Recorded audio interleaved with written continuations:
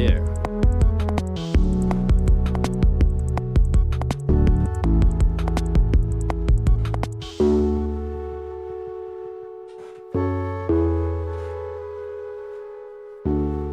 Oh dear.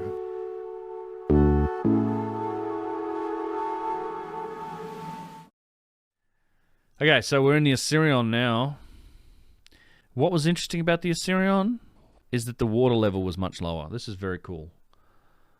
So the water level was way lower. You can actually see where the water level usually is here, right? They've been pumping water out of here.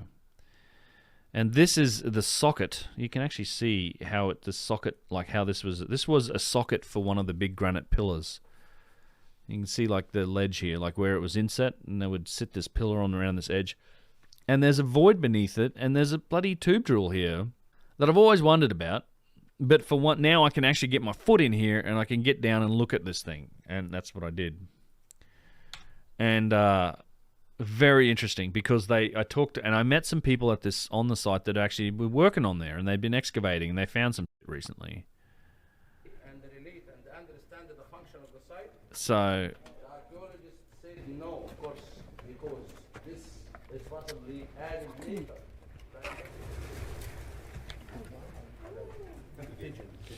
it actually gets more regular as it goes in too. It's kind of weird, this hole,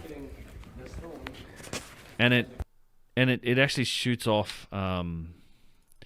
It shoots off under here, and it turns a corner, and it goes down, and it like goes down into like the deep part. This is ground. Like this is, I don't know what this was for. Like, why are they either pumping air or water or something beneath these pillars? What is the purpose of this? So yeah, this does go off, and the guy asked it because last I'd heard about this hole, like they couldn't figure out where it went because it turns a corner. But he said, no, we worked it out. We stuck a thing in there that turned the corner, and so it shoots off over here and then turns and goes down and pops out down in the deeper part down here, which is really odd. And there's actually another one in the other side too. You stick your hand in there, it does get more regular. It's all beaten up here, and the granite looks all beaten up too, like eroded or something. There's another video. Let's have a look. There's a sick hole. Normally, I don't know. I mean, normally the water level's high. See where the water line is the water's lower than it normally is right now. Is it to keep that part from overflowing? Maybe. I mean, why is there even a void beneath where this pillar would be? Is one of my questions. Like, why even have this space here? Why do this? This doesn't connect to anything. Like, there's no, as far as I can tell, this doesn't go down. Like, you already see the ground here. At least this is sediment. I don't think it goes super deep. The real deep parts are on the ends of the. So you see what I mean? Like, the deep part is beneath this, where this dude's standing with the turbine on the bridge. Right, so that goes down like 150 feet, like it goes 30, 40 meters down, and this is all stone structure and shit. And it's deeper on the sides, but in this bit in here, I mean, this definitely goes down. I've seen them drain this out. This is at this end, but these holes in the middle, where these tube drills are, the tube drill's actually in this in this hole up here. And there's another one, I think, in this one. These were bases for pillars. Like, these two spots here were, I'm pretty sure, were where there were granite pillars. But again, why is there any space beneath one of these pillars? And are there spaces beneath these other pillars on the sides? We don't know. So this is cool. Like, you see the steps that go down. And again, the water level's way down relative to where it was. You've got these nubs that are on these blocks as well.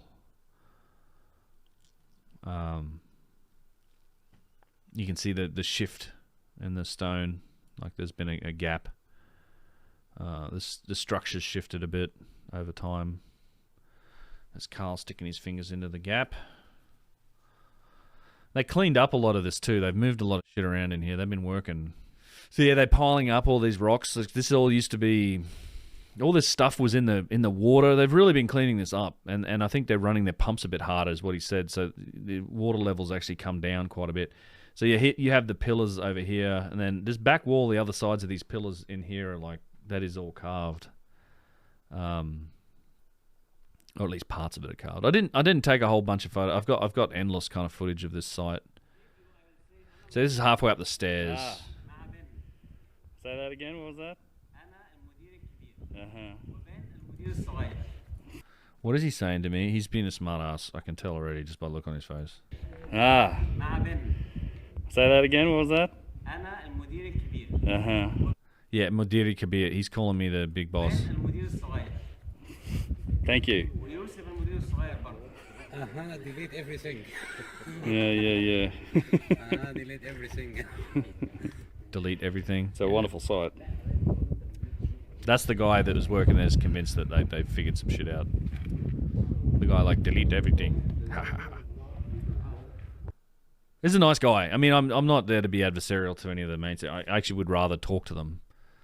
And I'm not going to argue with him about it. I'm like, that's cool, man. I'd love to know what else you find, you know? Like, what else have you found here? In fact, and so this is kind of the view of it from up. This is what you would normally see where this guy's standing over here. And this is all you can see of it normally. And if you look on the back wall here, you can see there's actually carvings on it, like the quartzite. So the walls around this are all quartzite. And then the internal is all granite. So... yes, the drill holes or whatever looks like these lines across there. Yeah, it's all quarrying. You can see these lines here, like on this block here. It's all quarried, and you can see here this was a block was attempted to be quarried, and it failed. I only took the chunk off the edge of it here. But yeah, so you had these big blocks here, and then you had a huge block across the top here. So there's a whole next layer of roof blocks that were on top of all of this originally. And a lot of that had fallen in. And then obviously your dirt levels up here. So this whole thing was underground. 30 feet, 25, 30 feet lower than the Temple of Seti I, which is out the back here. And then there's a passage that goes up here and then runs all the way up here that you can enter in through this. We sometimes walk all the way around, come in through this way and enter in through here. And then there's a chamber that is beneath all of this. I actually think this chamber, this like with the A-frame ceiling, was probably added by the dynastic Egyptians. So, just an idea. How deep is this Osirion theorized to go? How deep is the water? I think it's at least 30, 40 meters. It's like 140 feet or something. If you watch my live stream on it, I get into it. And there's research where they have trouble getting to the actual bottom because there's an aquifer down there. It's built on top of a very specific small aquifer, and there's water pressure is actually pushing up, and they have these remediation wells and these pumps running all the time. Otherwise, that thing would fill up with water, and you wouldn't be able to get in there. So, are you aware of a well that tourists can get to? You're talking about the remediation well? We walk past them. Yeah, there's nothing to see. There's you just see like these lids, these big steel lids in the desert as you walk around the back to go into when you go in through like the long passage, you walk past them where they've dug these wells, and that's where they're dumping the water. Because the aquifer it's actually a really small specific aquifer that they built this thing on top of. I don't think it's ancient, no. Not those wells. I mean, those wells are modern remediation wells. They needed a place to move the water to. And there is supposedly there's definitely evidence for. If we go back to this, there's evidence for a passage that runs beneath this. So if you go, let's see. Okay, there we go. Temple of Abydos. This is also the Temple of Seti I. So here's the Osirion, right? You can kind of see how the temple sort of dog legs, right? Because they ran into it, probably. But so this is the Osirion which we were walking around. It's at a lower level. You saw the pictures. But so on the axis of the Osirion, so as it runs this way, all the way through this temple, they went out to the courtyard, out here, out in front, on the axis of the Osirion, and they drilled. And at like 130 or 140 feet, this is very much like what happened at Giza. At 130 or 140 feet, on the axis of the Osirion, they hit granite. And there's no granite here. Like, this is limestone as well. And you see the Nile is, like, over here. And you can see where it was. So, like, see the green? So this is where the old inundation of the Nile would have gone to in the wet season, like out to here. So this is right on the edge of it, as most of these temples are. You can see where the old Nile and the floods would have gone to.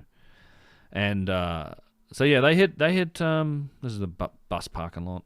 House of Life Hotels down here somewhere. House of Life Abydos. This is kind of nice.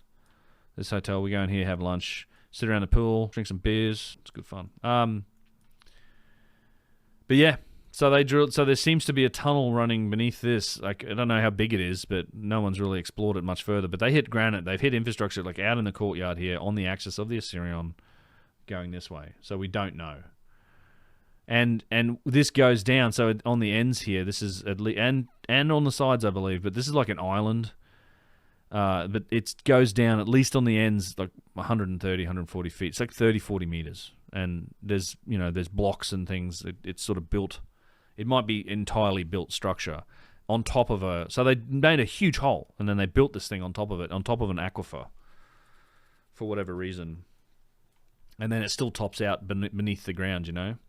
And this is like a modern concrete retaining wall they put in here to stop the desert from getting in here. And then you can see like where this tunnel goes up under here to this. This is the entry passage. And this is probably dynastic as well. Like, this is all carved, and this might have been actually built in the dynastic times. So sometimes you walk out around out here. And so these are the remediation wells here. See them here? These things here are like the actual wells. So they've got this, they're pumping water out and dumping it into these things. And you can walk all the way out here, turn around here, come out here, and then walk in down the staircase, and then come in through this tunnel, and then into the Osirion that way. Well, I've done that a couple times. It's nice, you know. It's all dynastic carvings and stuff, and sandstone and mud brick and shit. Like it's very dynastic. What crops? They grow everything. Egypt is insanely fertile. The Nile, the black soil around the Nile. I mean, it's some of the best soil in the world. They grow everything. Alfalfa for animals, tomatoes, lettuce, zucchini, squash, God, everything. Cucumbers. The fresh cucumbers and tomatoes are beautiful in Egypt. When your salads, we typically tell people not to eat the salads at least for a few days, just because there's a chance if they're washed in water, you might get a bit of the water. It's the biome will with you, can make your stomach a bit upset. But I typically get right into the salads. I love the fresh salads because it's all literally food that is grown right there. In most of the places where you're going, it's the produce in Egypt is outstanding. Pomegranates, bananas, dates, figs, all that stuff. They grow tons and tons of crops. Lettuce, cabbage, you see it all. You just drive around and you're just seeing these fields and fields of crops that they're growing. Yeah. I mean, it's all done in this, this one little. This is why the water is so important to Egypt. And then this is the Fayum region. So this is where we went out into the Western Desert to do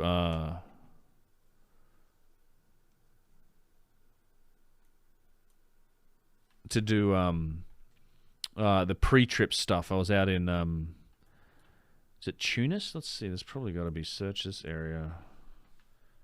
Tunis.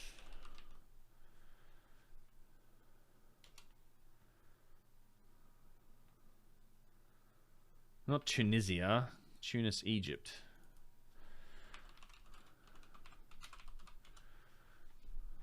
Yeah. It's got to be in the Fayum. Yeah, it is. So here, right. So we were out here in Tunis. We were right at the end of Lake Moeris. This is Lake Moeris to the north. So we're hanging out in this little area of Tunis. It's a beautiful area around this lake, and we drove all the way out around on this land bridge here, and then out into the desert this way. And there's actually like these ancient sites that are out here that were originally on the the old lake shore, I'm assuming. But yeah, I showed you guys the other stream when we were out here looking at these sites. And then another time, where's the Valley of the Whales? Let's look at that. Valley of the Whales. We went out there too. It's out here, okay. Yeah, Wadi Hitan. So this is an incredible area out here. Yeah, so you're out here in the desert, the Western Desert. This whole area, looks like Mos Eisley from Star Wars. This is the museum, Fossil and Climate Change Museum. This is the parking lot. And then you walk on these paths, You see all these little passes. You just go strolling out into the desert here, and there's all these different just whale fossils that are all they've uncovered in all of these areas. So very cool.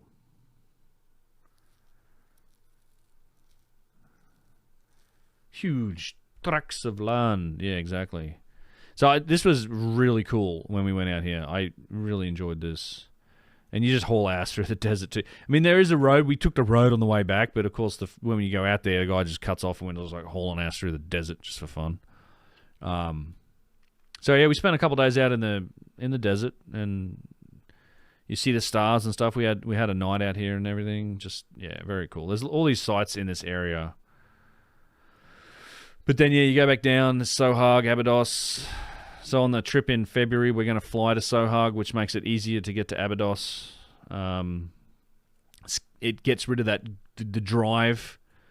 The